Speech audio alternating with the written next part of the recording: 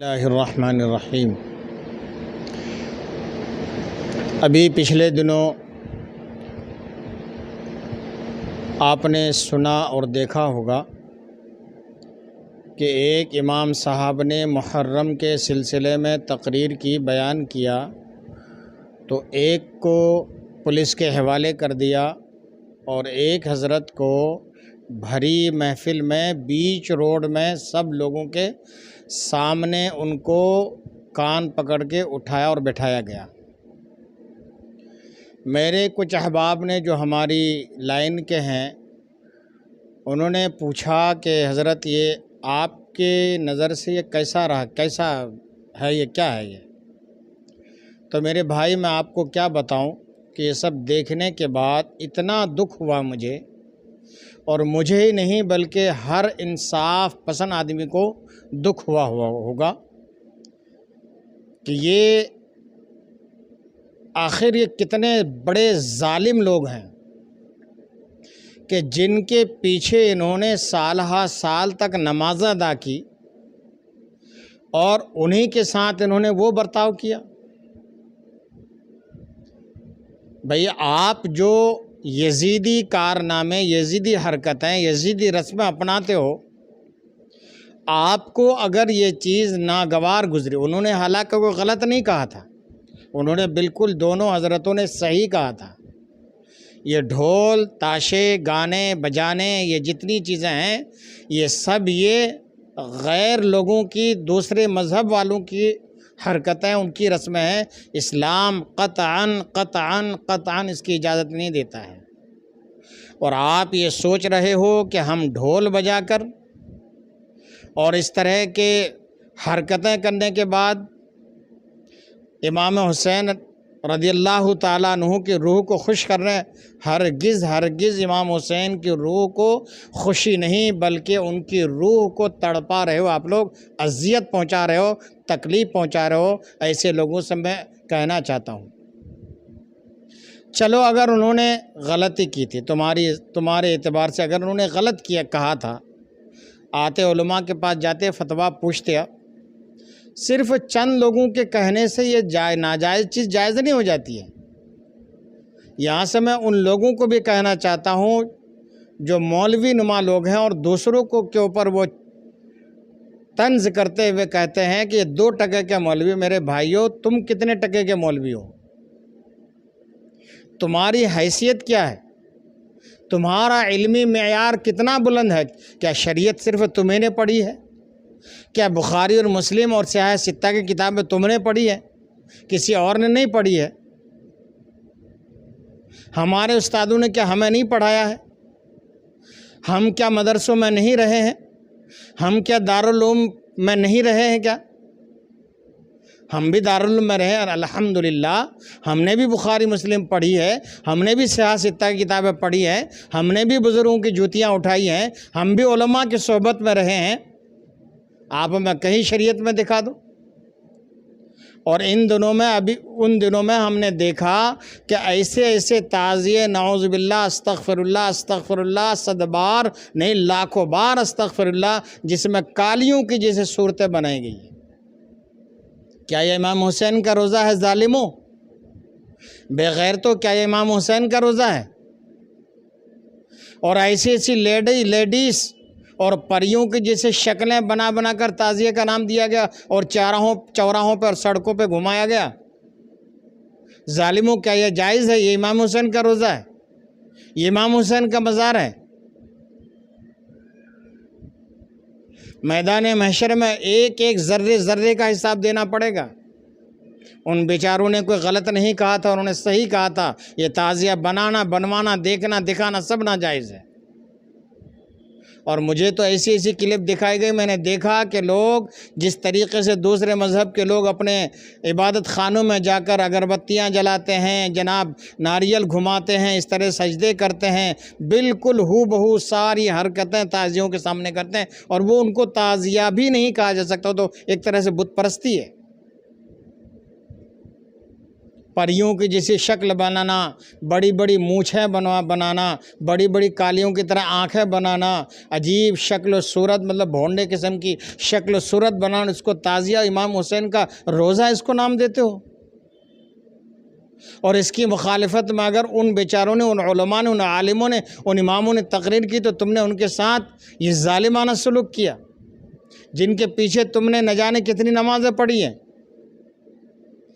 شریعت اس بات کی اجازت دیتی ہے، اگر تمہیں ناگوار گزراتا، اگر تمہیں اچھا نہیں لگاتا تو تم اکیلے میں ان کو سمجھا دیتے اور کہہ دیتے کہ حضرت ہمیں جہنم میں جانے دو، لیکن آئندہ سال سے آپ یہ اس طرح سے مت بولنا، ہم جہنم میں جا رہے ہیں تو جانے دو، ہمارا نام یزیدیوں کی لسٹ میں لکھا رہنے دو، لیکن آئندہ کے لیے آپ مت بولنا اس طریقے سے، جاؤ جہنم میں۔ مجھے بتاؤ، جب سے تم نے یہ کیا ہے، جن ظالموں نے ایسا کام کیا ہے، آج اگر کوئی دوسرے دھرم اور مذہب کا ماننے والا تم سے یہ پوچھے، ان سے یہ پوچھے، ان ظالموں سے کہ اگر ہم مارتے ہیں تو ہمارے خلاف تم تھانے میں جاتے ہو، تم اس طریقے سے بے عزتی کرتے ہو، تو اس کا کیا بنتا ہے؟ کیا جواب دو گے؟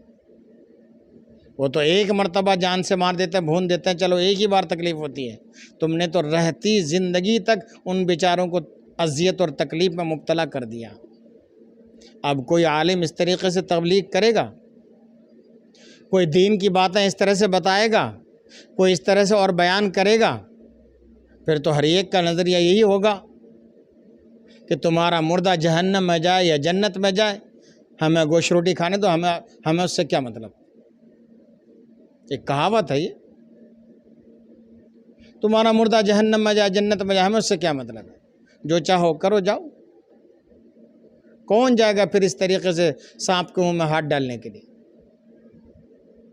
اگر تمہارے اعتبار سے انہوں نے غلطی کی تھی، سب سے پہلی بات یہ کہ غلطی ان کی کچھ بھی نہیں ہے، انہوں نے حق بیانی سے کام لیا ہے، انہوں نے سچی بات کہی ہے، صحیح کہا ہے، انہوں نے کوئی غلط نہیں کہا ہے۔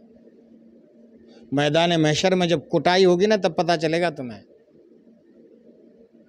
اس وقت پتہ چلے گا تم یہ صحیح کر رہے ہو یا غلط کر رہے ہو۔ امام حسین کا روزہ اس کو نہیں کہتے ہیں، دیکھ لو امام حسین کا روزہ کس شکل میں، کس صورت میں ہے۔ اور یہ جس طریقے سے خانہ کعبہ کا آپ فوٹو یا سرکار علیہ الصلاۃ والسلام کے روزہ انور کا فوٹو آپ گھر میں لگا کے رکھتے ہو، اسی طرح سے امام حسین کا روزہ ہے۔ اور جناب جیسے دوسرے اولیاء اللہ کے مزارات کے فوٹو ہم لگا کے رکھتے ہیں، آپ گھروں میں لگا کر رکھو اس کی تصویر، روزہ مبارک کی تصویر، خانہ کعبہ کی تصویر جس طرح سے رکھتے ہیں، روزہ مبارک کی تصویر جس طریقے سے رکھتے ہیں، اونچی جگہ پر کہیں لگا کر اس کے عزت کی اور احترام کی نگاہ سے اس کی زیارت کرو، دیکھو صبح شام جب بھی موقع ملے۔ تو اسی طریقے سے امام حسین کا روزہ آپ رکھ سکتے ہو۔ اور یہ جو آپ کالیوں کی اور پریوں کی شکل و صورت، کوئی جل محل بنا رہا ہے، کوئی تاج محل بنا رہا ہے، کوئی ہوا محل بنا رہا ہے، اور اس کو امام حسین کا روزہ نام دے رہا ہے، جہالت کی کوئی انتہا ہے، بے غیرتی کی کوئی انتہا ہے۔ اور اگر اس کے اوپر کوئی زبان کھولے تو ان کے تم بھرے مجمع میں رسوا کر رہے ہو۔ کیا جواب دوں گے دوسرے قوموں کے لوگوں کو کہ تم نے تو اپنے رہنماؤں کا، مذہبی رہنماؤں کا تم نے خود بے عزتی کی ہے، تم نے ان کا جنازہ خود نکال دیا ہے۔ چلو اگر ڈھول بجانا جائز ہے تمہارے نزدیک، تمہارے اعتبار سے، تمہارے 2 ٹکے کے مولوی کے اعتبار سے اگر ڈھول بجانا جائز ہے تو پھر ہر مسجد میں اہتمام کرو، سب سے پہلے وہاں کے صدر صاحب، سیکرٹری صاحب، خزانچی صاحب، ان کو بھی ایک ایک ڈھول لے کر دو اور بیچ مسجد میں بجاؤ، امام صاحب کو بھی دو، مؤذن صاحب کو بھی دو۔ باہر کیوں، مسجد سے شروعات کرو نا۔ جب ڈھول بجانا امام حسین کی محبت کی نشانی ہے، اس سے امام حسین خوش ہوتے ہیں، تو پھر باہر کیوں، اندر سے شروعات کرو نا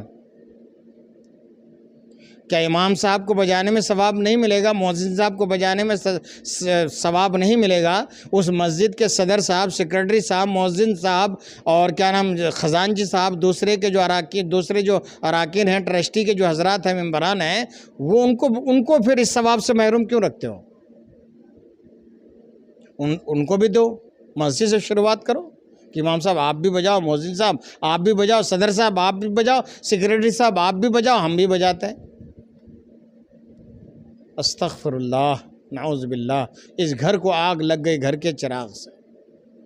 مجھے بتاؤ کہ اگر تمہارے دادا کا انتقال ہو جائے جس تاریخ میں، تمہارے باپ کا انتقال ہو جائے جس تاریخ میں، یا خاندان کے کسی بڑے کا انتقال ہو جائے جس تاریخ میں، اور جب وہ تاریخ آئے، برسی کا جب وہ موقع آئے، اگر کوئی ڈھول بجا اسی موقع پر، تو تمہیں خوشی ہوگی یا غم ہوگا؟ تو یہاں بھی وہ چیز ذرا اپنی عقل کو استعمال کر کے دیکھ لو میرے بھائی۔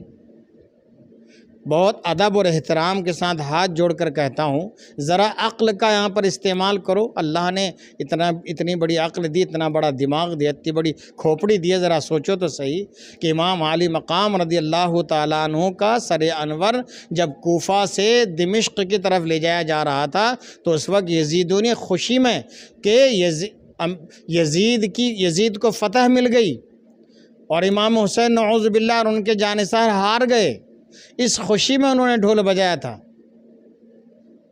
اور تم اس کو امام حسین کی محبت کا نام دے رہے ہو۔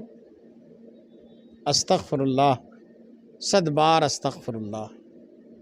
آج بھی وقت ہے، توبہ کر لو، خدا کی بارگاہ میں سچی توبہ کر لو، اور جنہوں نے یہ حرکتیں کی ہیں ان عالم صاحبان کے ساتھ، اگر ہو سکتا ہے کبھی اگر ان تک میری آواز پہنچ جائے یا نہ پہنچے، یا کسی بھی طرح سے اللہ تعالیٰ ان کے دل میں توفیق ڈال دے، تو ہاتھ جوڑ کر ان سے معافی مانگنا، ورنہ میدان قیامت میں بہت رسوائی کا سامنا کرنا پڑے گا۔ یاد رکھنا، ایک ہوتا ہے اللہ کا حق جس کو حقوق اللہ کہتے ہیں، اور ایک ہوتا ہے بندوں کا حق جس کو حقوق العباد کہتے ہیں۔ اللہ تعالیٰ اپنا حق اپنے فضل و کرم سے معاف کر سکتا ہے، لیکن بندوں کا حق اس وقت تک معاف نہیں فرمائے گا جب تک کہ وہ بندے خود معاف نہیں کریں گے۔ تم نے ان عالم حضرات کی، ان دونوں عالم صاحبان کی شان میں گستاخی کی ہے، ان کو ذلت و رسوائی کا سامنا کروایا ہے، یہ ان کی حق تلفی ہوئی ہے، ان کا تم نے حق مارا ہے۔ تو آج احساس اگر جاگ جائے تو ان سے جا کر ان کا پیر پکڑ کر، ہاتھ پکڑ کر معافی تلافی کر لینا، ورنہ میدان محشر میں بہت بڑے رسوا ہو گئے، اور سب کی نگاہوں کے سامنے تمہارے اوپر رسوائی اور ذلت طاری ہوگی، اور خدا کا عذاب الگ سے تم پر مسلط ہوگا۔ یہ محبت حسین نہیں ہے، یہ عداوت حسین ہے، اور یزیدیوں اور خاص طور پر کوفیوں کی یہ پیروی ہے۔ خدا کے واسطے مان جاؤ، وہ کام کرو جو ہمارے بزرگوں نے بتایا ہے۔ اس تاریخ میں محرم کے 10ویں تاریخ جس کو یوم عاشورہ کہتے ہیں، اس دن روزہ رکھنے کا حکم ہے۔ قرآن پڑھو، روزہ رکھو، یہ خرافات تم سے خود بخود ختم ہو جائیں گی۔ جو کام کرنے کا ہے وہ کام کرتے نہیں، اور جو کام نہیں کرنے کا شیطان تم سے وہ کام کروا رہا ہے، اور اگر کوئی اس میں روک رہا ہے تو تم ان کو اور بھرے مجمع میں پوری قوم کے سامنے، سوشل میڈیا کے سامنے ان کو تم ننگا کر رہے ہو۔ دوسری قوموں کے سامنے تمہاری قوم کا کس طرح سے جنازہ نکلا ہے، تبھی تم نے اس پر غور کیا ہے؟ خدا کرے تمہیں عقل آ جائے اور آئندہ سال سے تم باز آ جاؤ۔ اللہ تعالیٰ کی بارگاہ میں یہ دعا ہے میری۔